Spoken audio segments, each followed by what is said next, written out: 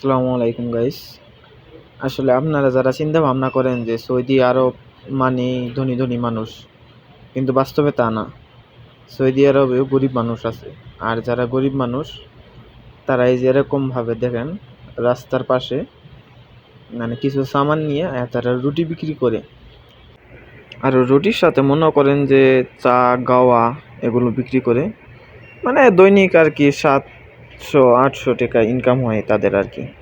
তো যাই হোক, কি দেখেন মেয়েরা কতটা ভদ্র হইলে মনে করেন যে সৌদি আরবে এইভাবে জিনিস বিক্রি করে। তারপরে দেখেন বুরকা পইরে রাস্তার পাশে মানুষের কাছে জিনিস বিক্রি করতেছে। আর বাংলাদেশের কিছু কিছু মেয়ে মানুষ আছে এমন ভাঞ্জের ডায়লগ মারবো, মানে তাগরে টাকা কামাই করে তাগরে খাওয়ার লাগবো। আর এই সৌদি আরবে 100% মানুষের মধ্যে 80% মহিলারা মনে করেন যে চাকরিজীবী। আর বাংলাদেশের মেয়েরা মনে করেন যে হ্যাডাম হ্যাডাম গল্প করবো যে তাগর বসতে খিলেন লাগবো, তারা চাকরি করবো না, তাগর 5 লাখ টাকা বেতনের জামাই লাগবো।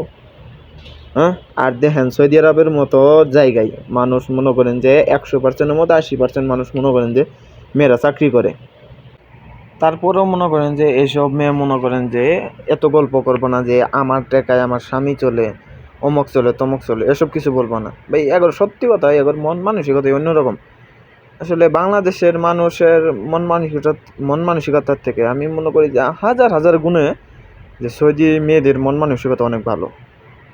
আর আমি তো মনে করেন যে দেখেন তারা চলে যাইতেছে এখন। একটা বিষয় কি জানেন, এই সৌদির মানে আইন কানুনগুলো অনেক ভালো। সৌদির মেয়েরা মনে করেন যে ধনী কোনো সৌদির মেয়ে হলে তারা মনে করেন যে যদি স্বামী গরিব হয় তো তারা মনে করেন যে স্বামীরে হাদিয়া দেয়। মনে করেন যে 1 লাখ 2 লাখ টাকা হাদিয়া দিয়ে দিব মনে করেন যে, বুঝছেন। তারপরেও তারা মানে অন্য কোনো সময় কব না যে আমি তোমার টাকা দিছি, এটা করছি ওটা করছি, এরকম না। বাংলাদেশের মেয়েদের মতো না। আর বাংলাদেশের মেয়েরা তো মনে করেন যে 500 টাকা দিলে পরের দিন স্বামীর কাছে কবে বলে আমি তোমাকে টাকা দিছি, তুমি আমার টাকাই চলো। কিন্তু সৌদির মেয়েরা এরকম না। সৌদির মেয়েরা অনেক